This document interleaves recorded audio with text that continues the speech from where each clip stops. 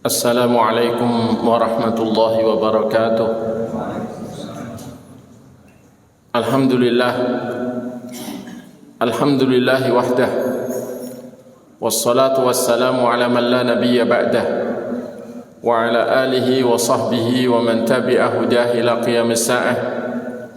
Wa ashhadu an la ilaha illallah wahdahu la syarika lah, wa ashhadu anna sayyidana Muhammadan abduhu wa rasuluh. Qala ta'ala ya ayyuhalladzina amanu taqullaha haqqa tuqatih wa la tamutunna illa wa antum muslimun, amma ba'd. Jemaah sekalian yang saya hormati, yang saya cintai karena Allah, yang semoga selalu dirahmati olehnya. Alhamdulillah, segala puji bagi Allah Ta'ala yang telah memilih kita untuk ditunjuki kepada tauhid dan sunnah, dan masih Dia berikan kepada kita kemauan dan kemampuan untuk berusaha menambah kebaikan dengan terus mengkaji agama Allah. Dan malam ini insyaallah akan kita lanjutkan materi kajian kita, Kitab Al-Kabair, dosa-dosa besar. Dan kita dahulu telah mengkaji dosa besar yang ke-73, yakni Al-Qimar, judi. Dan malam ini kita kaji dosa besar yang ke-74 dan seterusnya sesuai waktu yang ada.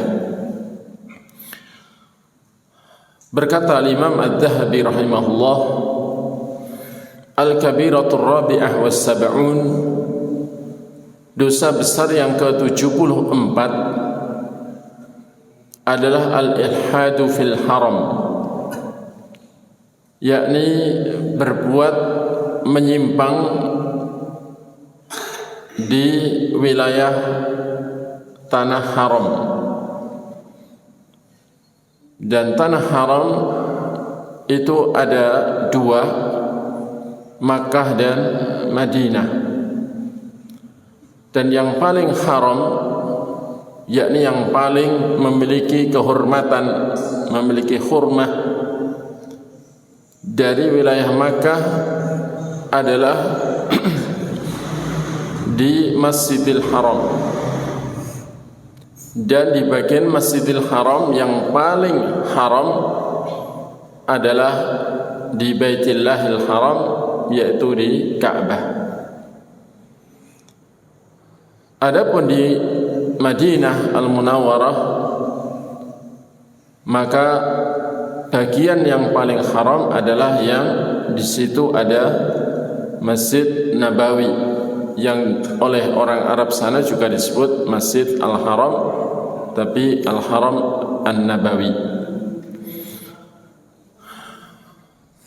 Adapun Palestina atau Baitul Maqdis, ya, maka masjidnya itu memang memiliki keutamaan, akan tapi tanahnya itu, kata para ulama, tidak ada dalil yang sharih tegas menunjukkan tanahnya itu tanah haram. Memang kalau masjidnya itu memiliki keutamaan yang lebih dari masjid-masjid umumnya, di mana salat di Masjidil Aqsa itu membandingi 500 kali salat di masjid-masjid kita seperti di Indonesia ini. Adapun di Masjid Nabawi itu 1000 kali, dan di Masjidil Haram 100.000 kali. Baik, kembali kepada bab al-ilhad fil haram.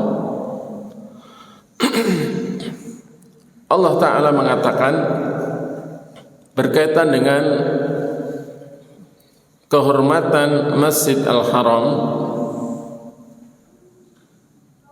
wal Masjidil Haram alladhi ja'alnahu lin-nasi sawaa'a al-aakifu fihi wal bad wa man yurid fihi bi ilhadin bi dhulmin nudhikhu min 'adzabin alim. Dan Masjidil Haram yang kami jadikan untuk manusia itu sama, yakni haknya di dalam masjid itu sama,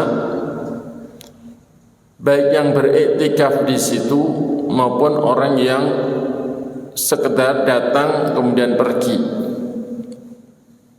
yakni yang tinggal di wilayah masjid itu ataupun pendatang itu memiliki hak yang sama untuk memakmurkannya dengan salat dan ibadah-ibadah yang disyariatkan di masjid tersebut.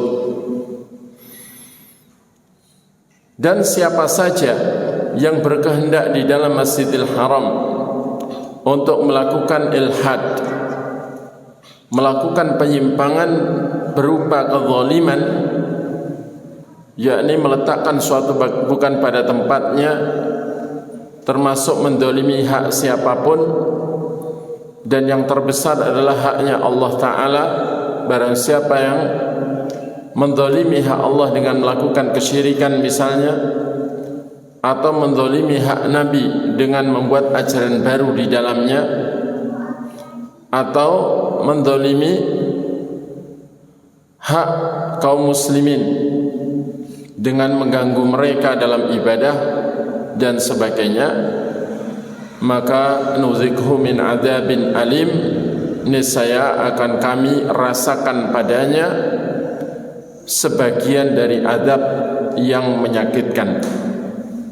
Atau min di sini bukan litab'id tapi lil jins, untuk menunjukkan jenis bukan untuk menunjukkan sebagian, yakni niscaya kami rasakan padanya berupa azab yang sangat menyakitkan. Tentunya sesuai tingkat kezaliman yang dilakukan. Azab tersebut sesuai dengan tingkat ukuran besarnya kezaliman yang dilakukan di dalam Masjidil Haram.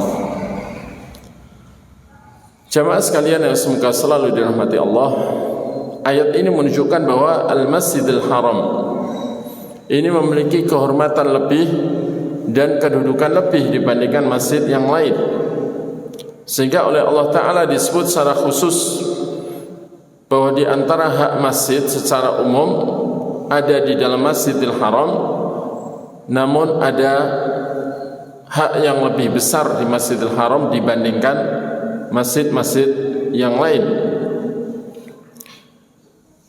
Dan di antara apa yang Allah ancamkan di dalam ayat ini bagi orang yang melakukan kezaliman di Masjidil Haram adalah seakan-akan kalimatnya ini pasti, yakni dipastikan, karena kata-kata man yurid fihi bi ilhad kemudian ada jawab syarat, dan kalimat kalau dibentuk dengan kalimat syartiyah seperti ini menunjukkan ancaman, seakan-akan ancaman pasti begitu. Pastilah kami akan merasakan kepadanya azab yang sangat menyakitkan. Karena itu dalam sejarah juga Allah membuktikan hal ini, seperti yang Allah lakukan terhadap pasukan gajah yang dipimpin oleh Abroha, di mana mereka walau tidak mengganggu manusia penduduk Makkah dalam artian menyakiti mereka, ingin membunuh mereka atau merampas harta pribadi mereka, enggak. Keinginan mereka hanyalah untuk memindah Ka'bah dari Masjidil Haram untuk diusung batu-batunya itu ke Yaman untuk dibangun Ka'bah. Seperti itu juga di dalam gereja besar yang dibangun di Yaman. Namun begitu Allah Ta'ala itu menghukum mereka dan membinasakan mereka,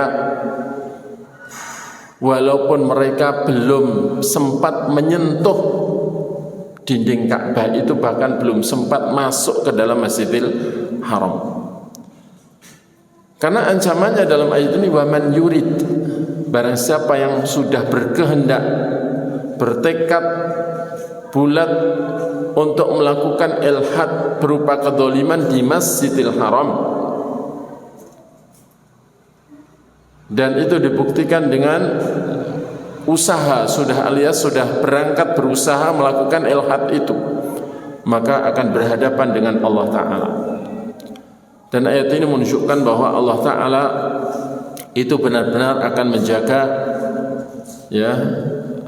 Ka'bah, maka tidak akan terjadi terhadap Baitullah kecuali apa yang sudah ditakdirkan terjadinya oleh Allah dan telah Allah kehendaki secara kauni, seperti apa yang sudah diberitakan bahwa nanti di akhir zaman Ka'bah akan dihancurkan, itu sesuatu yang sudah diberitakan, berarti Allah telah menghendaki terjadinya walau tidak meridhoinya. Jamaah sekalian yang semoga selalu dirahmati Allah, dari situ ayat ini mengajari kita untuk berbuat adil seadil-adilnya dan menjauhi segala bentuk kezaliman, terutama di tempat-tempat yang memiliki kehormatan lebih. Karena ketika seorang melakukan penyimpangan di tempat yang mulia, maka dosanya menjadi double. Dosanya kezaliman itu sendiri atau penyimpangan itu sendiri, dan dosanya tidak menghormati tempat. Karena itu orang berjudi di pos kampling dengan berjudi di dalam masjid, ini dosanya beda. Karena masjid itu lebih terhormat tempatnya daripada di pos kampling. Mabuk di terminal atau di pinggir kali, dibandingkan mabuk di dalam masjid, jelas jauh beda. Dosanya ada dosa menghinakan masjid, ada dosa mabuknya. Nah, di tanah haram ini dosanya, kalau melakukan dosa juga double. Dosanya melakukan hal yang haram itu, dan dosanya tidak menghormati tanah haram, alias merendahkan, menghinakan tanah yang Allah beri kehormatan. Apalagi juga di bulan haram misalnya, yakni bulan Dzulqa'dah, Dzulhijjah, Muharram, dan Rajab, maka dosanya double 3. Perbuatan haram itu sudah dosa, di tanah haram itu menambah dobelnya dosa, dan di bulan haram, waktu-waktu haram, di bulan-bulan haram, 4 bulan haram ini dobel yang ketiga. Karena itu sebagian ulama Makkah, bahkan Syekh Sudais, itu beliau lebih milih tinggal, walau jadi imam tetap Masjidil Haram, itu beliau pilih tinggal di luar tanah haram. Jadi dosanya, kalau seandainya terjumus pada dosa itu tidak double, tapi kalau ibadah atau sholat itu lipat 100.000 kali. Ini berarti cerdas gitu loh ya, mikir akibat, mikir nantinya, bagaimana supaya dosa itu tidak berlipat, tapi pahala yang berlipat lebih banyak. Jamaah sekalian yang semoga selalu dirahmati Allah. Selanjutnya di sana ada pencantuman hadis. Kata Imam Adz-Dzahabi, qala Yahya bin Abi Katsir, berkata Yahya bin Abi Katsir dari Abdul Hamid ibn Sinan, dan Abdul Hamid ibn Sinan ini telah dithiqahkan oleh Ibnu Hibban, dari Ubaid bin Umair dari ayahnya bahwa Rasulullah sallallahu alaihi wasallam bersabda ketika haji wada'. Meskipun perlu diketahui bahwa dalam sanad hadis ini ada kelemahan, tapi maknanya yakni beberapa dari maknanya ini sesuai dengan yang disebutkan dalam hadis-hadis yang sahih. Ala inna awliya Allah al-musallun man yuqimus salata wa yasumu ramadana wa yu'ti zakata malih yahtasibuha wa yastanibul kaba'ira allati nahallahu anha.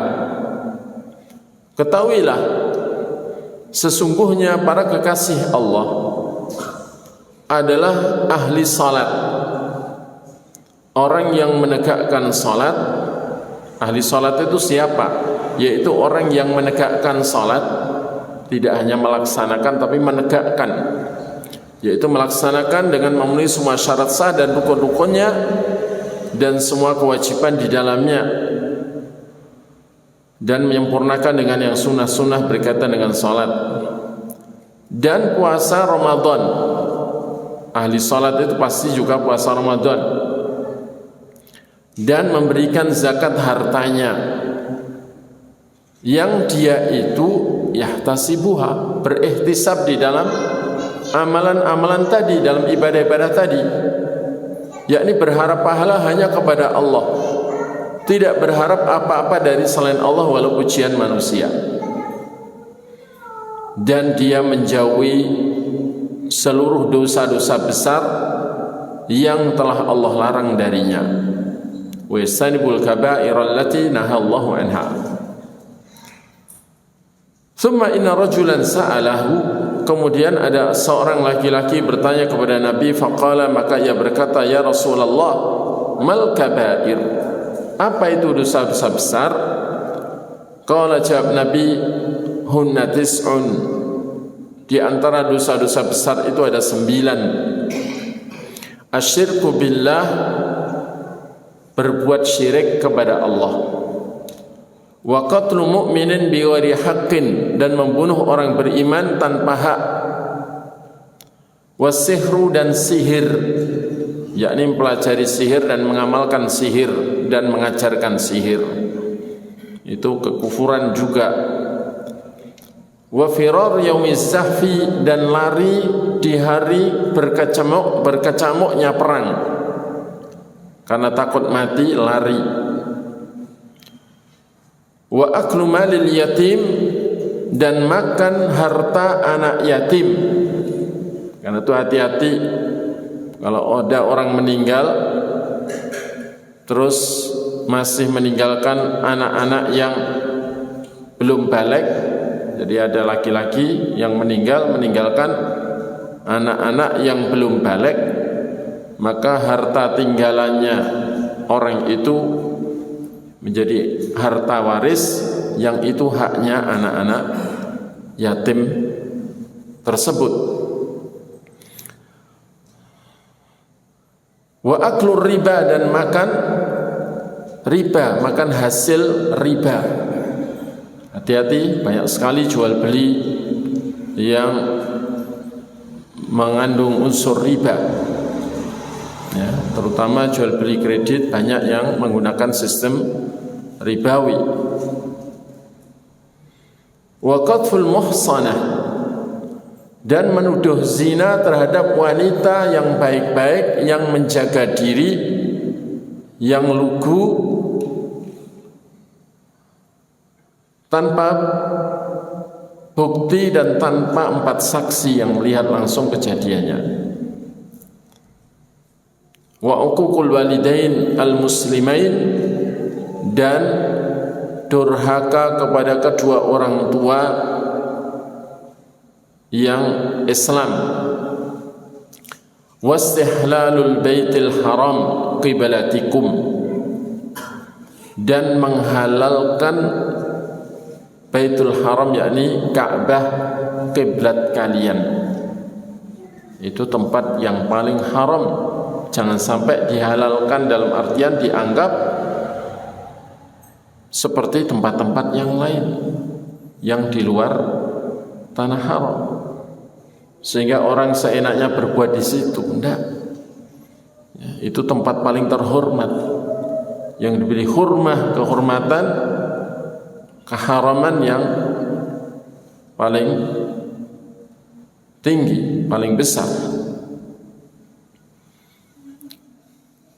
Ma min rajulin yamutu lam ya'mal ha'ula'il kaba'ir wa yuqimu as-salah wa yu'ti az-zakah illa kana ma'an nabi fi darin abwabuha masari' min dhahab.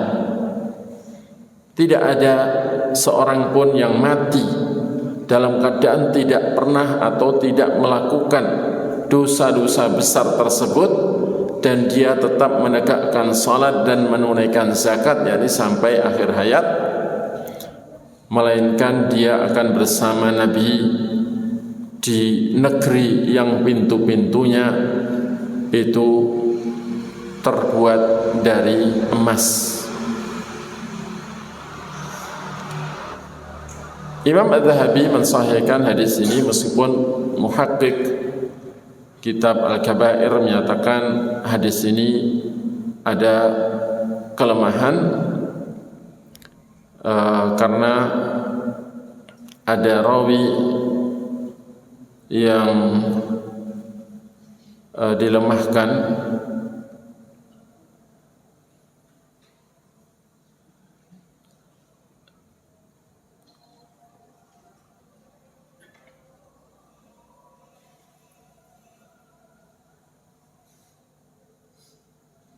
yaitu Abdul Hamid bin Sinan. Ini termasuk la yu'raf, yakni orang yang tidak dikenali. Kemudian juga ada an-anah dari seorang yang tertuduh mudallis, yakni Yahya, ya. Jadi ada, paling tidak ada dua kelemahan ini pada sanadnya.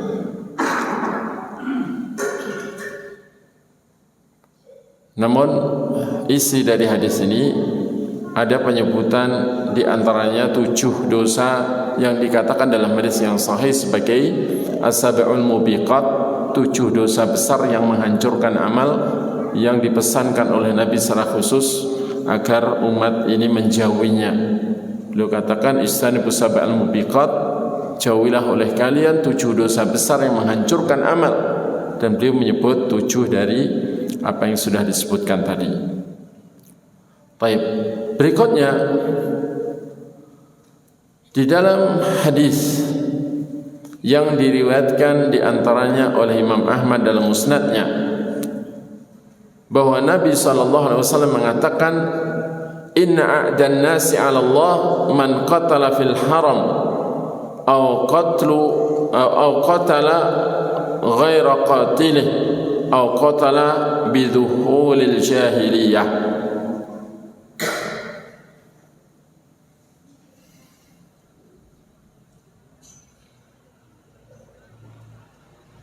Sesungguhnya manusia yang paling memusuhi Allah, sesungguhnya manusia yang paling memusuhi Allah adalah orang yang membunuh di wilayah tanah haram, yakni baik Al-Haramul Makki, Makkah Al-Mukarramah, ataupun Al-Haramul Madani, yakni wilayah Al-Madinah.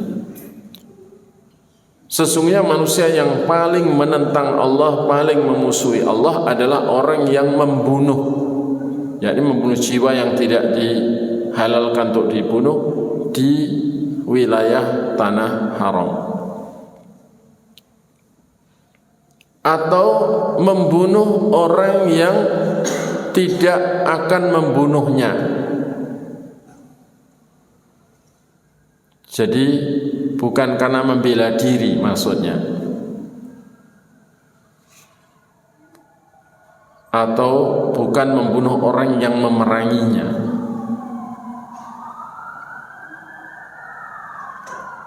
atau membunuh bidhuhulil jahiliyah karena dendam dan kedengkian dari masa jahiliyah.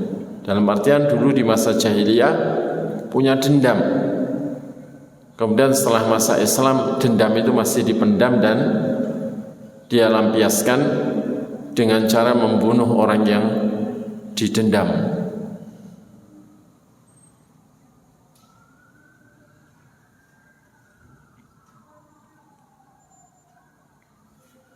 Ini potongan dari hadis yang diriwayatkan Imam Ahmad dalam Musnadnya juz 2 halaman 179 dan juga diriwayatkan oleh Imam Ibnu Abi Syaibah dalam Musannafnya juz 14 halaman 487 dan juga diriwayatkan oleh Abu Ubaid dan juga Ibnu Zanjawai secara ringkas, dan juga Al-Imam Ibnu Adi dalam Al-Kamil fi Du'afa dari jalan Husain Al-Muallim dari Amr bin Shu'aib dari ayahnya, dari kakeknya, dan dinasabkan, dirafa'kan, yakni disandarkan kepada Nabi SAW. Dan sanad hadis ini dihukumi hasan, baik hadisnya, dan dikuatkan juga oleh Imam Al-Haythami dalam Al-Majma'uz Zawaid juz 6 halaman 177 sampai 178, dan disandarkan juga kepada Imam At-Tibrani, dan beliau mengatakan, Imam Tibrani mengatakan rijaluhu thiqat, yakni orang-orang perawi yang ada dalam sanad hadis ini orang-orang yang terpercaya.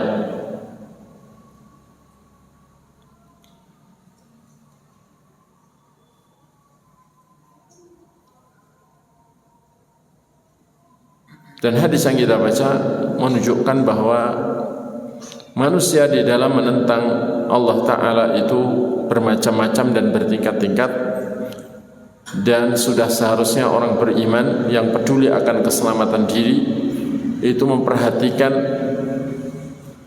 tingkatan keburukan. Karena itu para ulama mengatakan, jadi selain mengetahui tingkatan kebaikan, sehingga selalu memprioritaskan yang terbaik dari apa yang menjadi pilihannya, juga ketika dihadapkan pada sesuatu yang buruk itu kalau nggak bisa menghindari semuanya, yang dipilihnya adalah yang paling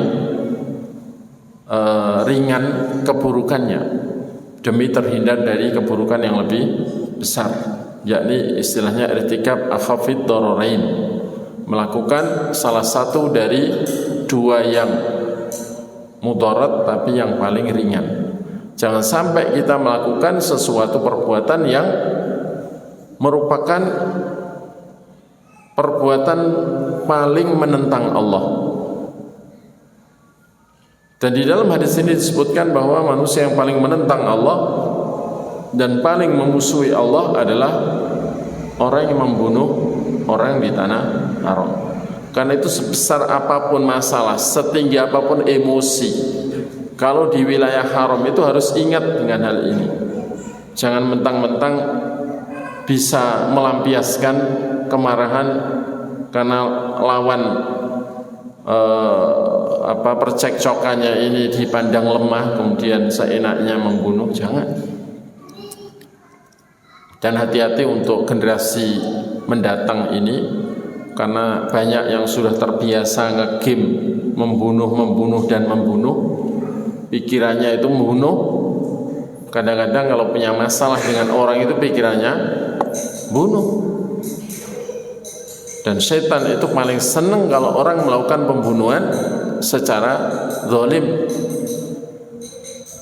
apalagi di wilayah yang paling terhormat, karena biar manusia tersebut terjumus kepada kemaksiatan terbesar.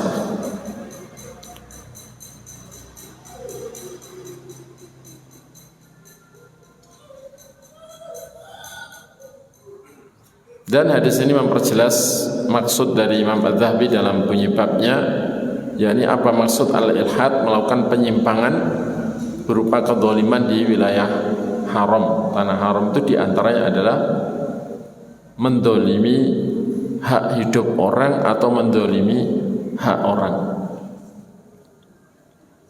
Dan dari situ kita tahu juga bahwa Islam didatangkan untuk hifdzun nafs, menjaga hak hidup, sehingga supaya tidak ada orang yang terbunuh tanpa hak,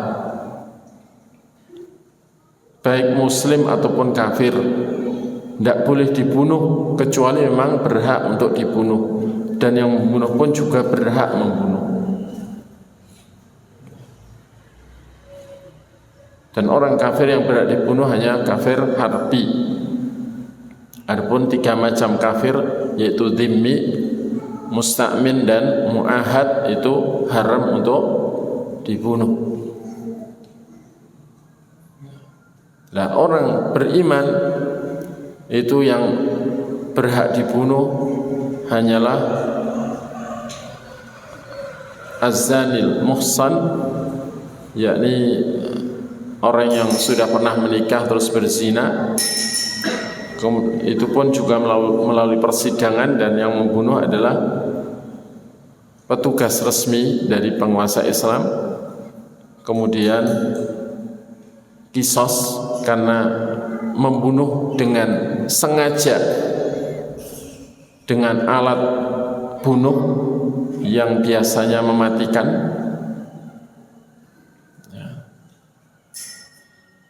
dan dia tidak dimaafkan oleh seorang pun dari keluarga korban. Kalau keluarga korban ada 10 misalnya, dia sudah berusaha nego, ternyata nggak ada satupun yang memaafkan dan semuanya menuntut kisos, maka dia dikisos. Tapi kalau ada 1 dari 10 itu memaafkan, maka tidak dikisos, tapi membayar diyat. Kalau diyatnya dituntut penuh berarti 100, senilai 100 onta. Kemudian orang yang pindah agama dan tidak mau kembali, yakni murtad.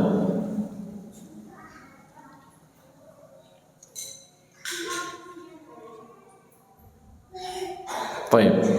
Berikutnya yang ke-75 sebelum terakhir, karena 76 itu yang terakhir dari kitab kita ini. Berkata Imam Adz-Dzahabi, Al-Kabiratul Khamisah wa Sab'un, dosa besar yang ke-75, tarikul jum'ah liyusalliya wahdah, meninggalkan sholat jum'ah, yakni laki-laki tentunya, orang yang berkewajiban sholat jum'ah, meninggalkan sholat jum'ah untuk sholat sendiri, untuk sholat sendirian, yakni sholat duhur maksudnya, apalagi nggak sholat duhur ya.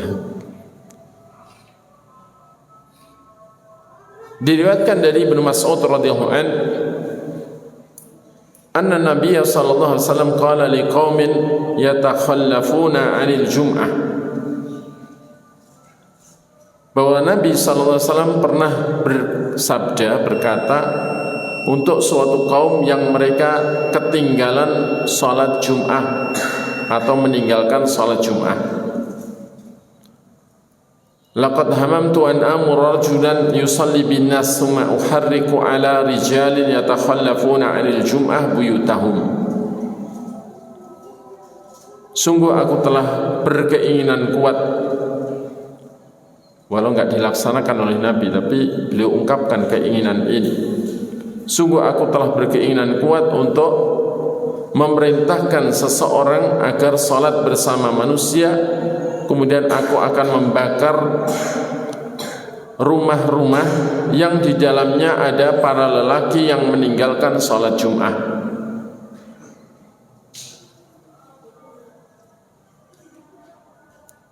Meskipun dalam riwayat lain lafadznya itu bukan al-jum'ah tapi al-jamaah, yakni meninggalkan salat jamaah laki-laki. Baik, ini isya, silahkan adzan dulu.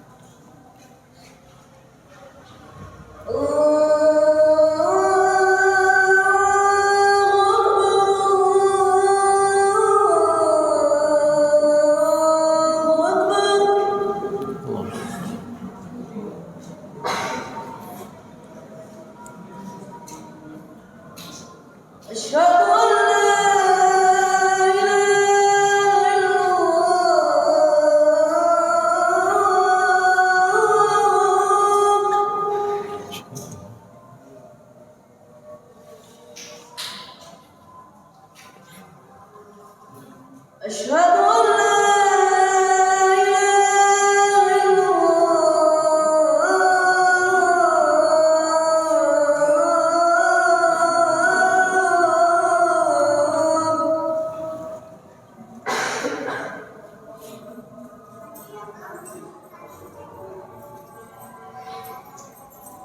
أشهد أن محمدا رسول الله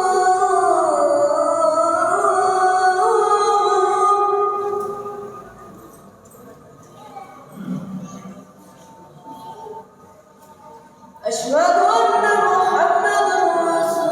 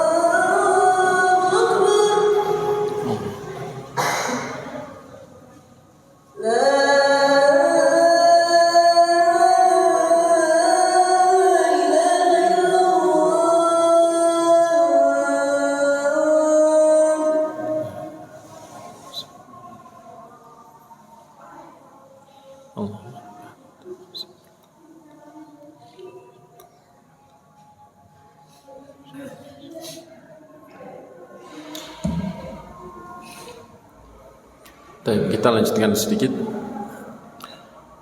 Hadis yang kita baca menunjukkan bahwa Nabi SAW itu benar-benar memikirkan nasib akhirat umatnya,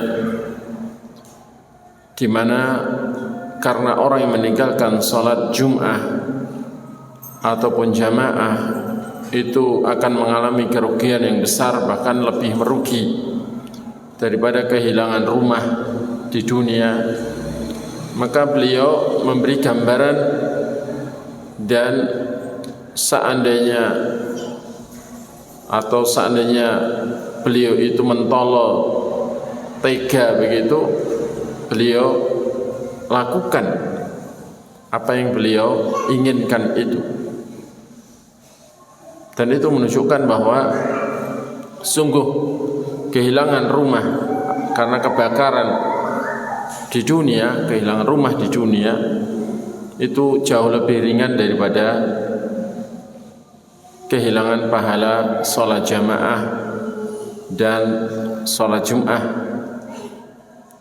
yang nilai jamaah ataupun sholat Jum'ah itu jauh lebih besar dari dunia dan seisinya. Dan dosa yang diakibatkan oleh meninggalkan sholat wajib ini bisa berakibat dibakar di neraka yang panasnya 70 kali lipat panasnya api dunia. Kemudian Nabi SAW juga mengatakan, itu tadi hadis riwayat Muslim ya. Ini yang kedua, ini juga hadis dari Sahih Muslim.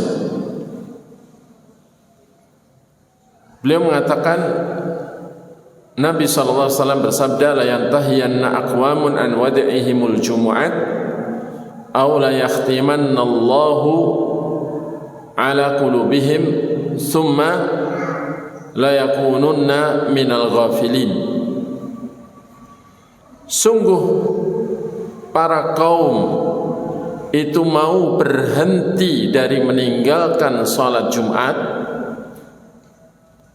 atau pilih Allah akan menutup hati mereka, kemudian mereka sungguh akan menjadi golongan orang yang lalai. Sungguh para kaum mau berhenti dari meninggalkan salat Jum'ah, atau pilih Allah akan menutup hati mereka sehingga menjadi golongan orang-orang yang lalai. Di mana orang lalai itu di dalam Quran diancam dengan jahanam. Sebagaimana Allah katakan, walaqad dzara'na li jahannama katsiran minal insi wal jin lahum qulubun la yafqahuna biha wa lahum a'yunun la yubsiruna biha wa lahum adhanun la yasma'una biha ulaika kal an'ami bal hum adallu ulaika humul ghafilun. Sungguh telah kami siapkan untuk isi jahanam banyak dari jin dan manusia yang mereka itu memiliki hati tapi tidak mereka gunakan untuk memahami kebenaran dan ayat-ayat Allah Ta'ala, dan mereka memiliki mata tapi tidak mereka gunakan untuk melihat ayat-ayat Allah dan kebenaran yang datang dari Allah, dan tidak mau melihat hak-hak Allah, dan mereka diberi pendengaran tapi tidak mereka gunakan untuk mendengarkan kebenaran yang datang dari Allah.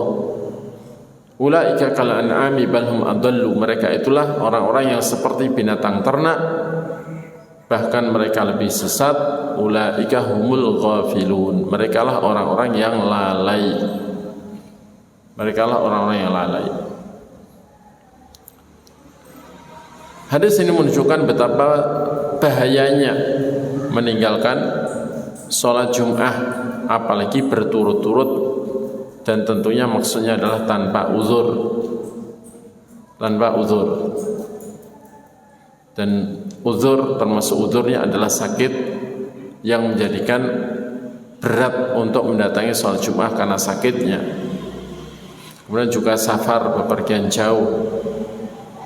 Kemudian wanita itu memang uzur, ya, dia tidak berkewajiban untuk sholat Jum'ah.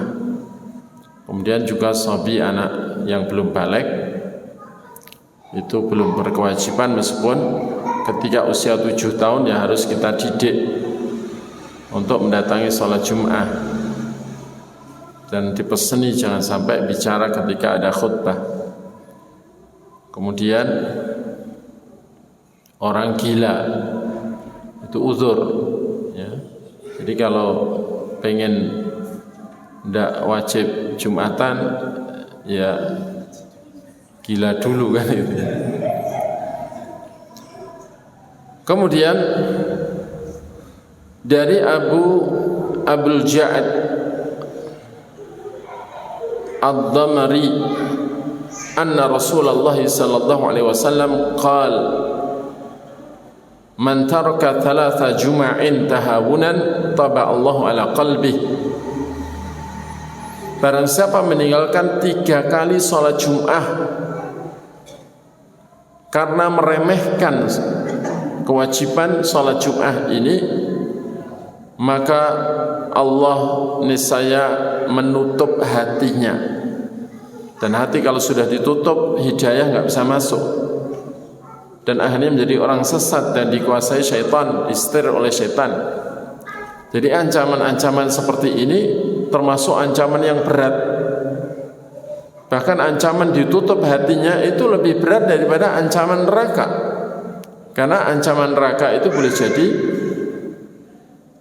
tidak kekal, atau banyak jenis ancaman neraka itu tidak kekal maksudnya. Tapi kalau ditutup hatinya itu lebih bahaya. lebih bahaya, sama dengan ancaman laknat itu lebih bahaya dari ancaman neraka. Karena malah seakan hampir dipastikan dijauhkan dari rahmat itu berarti ya tidak akan selamat dari neraka.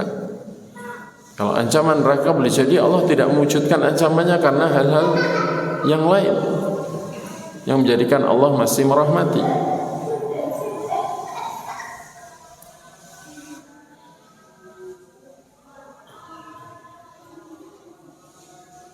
Kemudian yang terakhir dari yaitu tadi adalah hadis yang sanadnya kuat kata Imam Az-Zahabi, isnadu qawi, akhrajahu Abu Dawud, yang diriwayatkan oleh Imam Abu Dawud. Kemudian dari Hafsah radhiyallahu anha, istri Nabi sallallahu alaihi wasallam, dari Nabi sallallahu alaihi wasallam beliau bersabda, rawahul jum'ah wajibun ala kulli muhtalimin, berangkat salat Jum'ah itu wajib atas setiap laki-laki yang sudah balik. Berangkat salat Jum'ah itu wajib atas setiap laki-laki yang sudah balik. Hadis ini diriwayatkan oleh Imam An-Nasa'i dan juga diriwayatkan Imam Abu Dawud dan Imam Al-Baihaqi dan juga Imam Ibnu Huzaimah. Ibnu Hibban juga meriwayatkan dalam sahihnya, dan juga Abu Awanah dalam musnadnya, dan juga Imam Tibrani dalam Al-Kabir dari Ibu Hafsah radhiyallahu anha, dan sanadnya sahih. Yang terakhir di sekalian kan ya, atau sudah? Enggak, terserah. Ini yang terakhir, yang 76.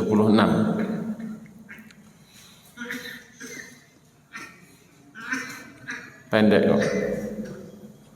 Yang ke-76, dosa besar yang tersebut, mencassa 'alal muslimin wa dalla 'ala auratihim. Orang yang nginteli kaum muslimin. Nginteli itu gimana? Ya, menyelidiki, mencari-cari kesalahan, mencari-cari keburukan, mencari-cari aib, ya, dan menunjukkan aurat mereka, yakni aib mereka. Di dalam bab ini ada hadis Hatib bin Abi Balta'ah, dan bahwa Umar radhiyallahu anhu itu ingin membunuh sahabat Hatib bin Abi Balta'ah sebab apa yang dia lakukan berupa yakni menunjukkan kepada sebagian orang musyrik tentang rahasia orang iman. Tapi Nabi SAW melarang Umar membunuh Hatib bin Abi Balta'ah dengan alasan bahwa Hatib ini termasuk sahabat yang ikut perang Badar. Ya, itu alasannya. Dan karena Allah Ta'ala sudah pernah mengatakan kepada atau untuk orang yang ikut perang Badar, if'alu ma syi'tum faqad ghafartu lakum. Lakukan oleh kalian apa saja yang kalian maui, karena sungguh aku telah mengampuni untuk kalian. Dengan alasan itu Nabi melarang Umar Ibn Khattab radhiyallahu an membunuh sahabat Hatib bin Abi Balta'ah.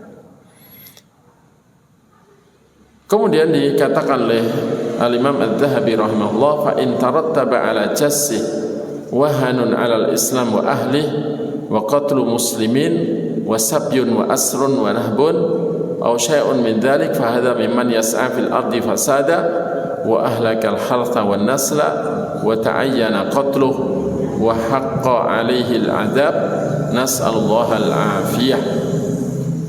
Jika akibat pengintelannya itu berakibat ada kelemahan untuk Islam dan ahli Islam, yakni menjadi intel kemudian memberi informasi kepada penguasa yang informasi itu yakni subjektif dan tidak adil, atau penguasanya mungkin lagi tidak membela Islam atau tidak berpihak kepada Islam, kemudian diberi informasi oleh intelnya atau informannya, yang informasi itu akhirnya menyebabkan ada tindakan yang merugikan Islam dan ahli Islam, atau juga bahkan berakibat terbunuhnya orang Islam atau banyak kaum muslimin, atau juga pemenjaraan, atau juga pengusiran, atau sesuatu dari semisal itu, hukuman-hukuman terhadap kaum muslimin, maka berarti si intel itu termasuk orang yang berbuat kerusakan di muka bumi, dan dia berarti ikut andil, kedzalimannya ini ikut menjadi andil dalam merusak tanaman dan kehidupan, dan ta'ayyana qatluh. Orang seperti itu yakni berhak untuk dibunuh, wa haqqa alaihil adab, dan berhak untuk diadab. Nas'alullah al-afiyah, semoga Allah Ta'ala atau kita minta kepada Allah yakni keselamatan dari perbuatan semacam itu. Wa bid-darurah yadri kullu di jassin anna namimah idza kanat minal kaba'ir fa namimatul jasus akbar wa a'damu bikathir. Dan setiap orang yang melakukan intelijensi ini supaya tahu secara pasti bahwa mengadu domba, yakni ketika ada orang yang gosip terus menyampaikan berita gosipnya itu kepada yang digosipi, ketika ada orang yang membicarakan keburukan orang terus dia malah menyampaikan berita bicaranya orang itu kepada yang dibicarakan, itu saja termasuk dosa besar, di mana orang yang tukang demikian di alam kubur disiksa dan di akhirat terancam tidak masuk surga. Karena Nabi mengatakan la yadkhulul jannah namam, tidak bisa masuk surga orang yang suka namimah, mengadu domba. Dan juga la yadkhulul jannah qattat, tidak masuk surga para provokator, yakni yang merusak kedamaian dan kerukunan dan persaudaraan di dalam Islam. Maka namimatul jasus akbar wa a'dzam bikathir. Kalau yang melakukan namimah itu adalah intel yang ucapannya itu secara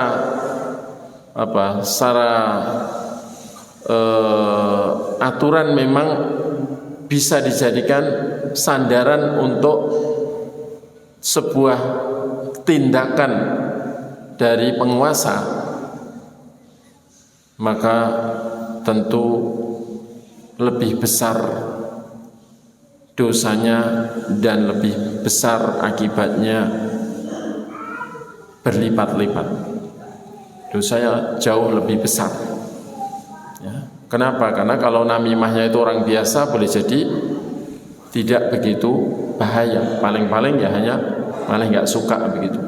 Tapi kalau hasil intel atau berita oleh intel, ini biasanya ada tindakan, dan ketika itu nggak benar, maka dia menjadi orang yang menyebabkan terjadinya kedzaliman oleh kekuasaan terhadap orang lemah. Karena itu yang kerja sebagai intelijen, kerja sebagai intel atau informan, ini supaya hati-hati dan juga bisa mikir. Ini merugikan Islam dan kaum muslimin atau tidak. Informasi yang disampaikan itu ditimbang. Nah, itulah 76 dosa besar dari kitab Al-Kabair, dan di sana ada bab yakni jami' 5 yuhtamalu annahu minal kabair, yakni bab yang mengumpulkan tentang beberapa ucapan dan perbuatan yang dimungkinkan juga termasuk dosa besar. Itu sebagai bab penutup dari kitab ini, dan insyaallah pada pertemuan yang akan datang, kalau masih ada kesempatan, bisa kita pilihkan beberapa dalil-dalil yang menunjukkan adanya ancaman yang berat pula bagi orang yang melakukan hal-hal yang akan disebutkan, yang dikatakan ada kemungkinan juga termasuk dosa besar. Tapi kalau yang 76 itu, ya, Al-Imam Adz-Dzahabi itu hampir memastikan semuanya itu dosa besar. Baik. Demikian apa yang bisa disampaikan. Mudah-mudahan Allah Ta'ala menjaga kita semua dan keluarga kita dan anak turun kita dari segala jenis dosa besar, dan dengan itu mudah-mudahan semua dosa kecil kita diampuni Allah Ta'ala sebagaimana dijanjikan olehnya, dan mudah-mudahan dengan itu kita selamat dari neraka dan dikumpulkan di surga Allah Ta'ala. Kita akhiri, subhanakallahumma bihamdik asyhadu an la ilaha illa anta astaghfiruka wa atubu ilaik. Wa sallallahu ala nabiyyina Muhammadin wa ala alihi wa sahbihi wa akhiru da'wana alhamdulillahi rabbil alamin. Wassalamu alaikum warahmatullahi wabarakatuh.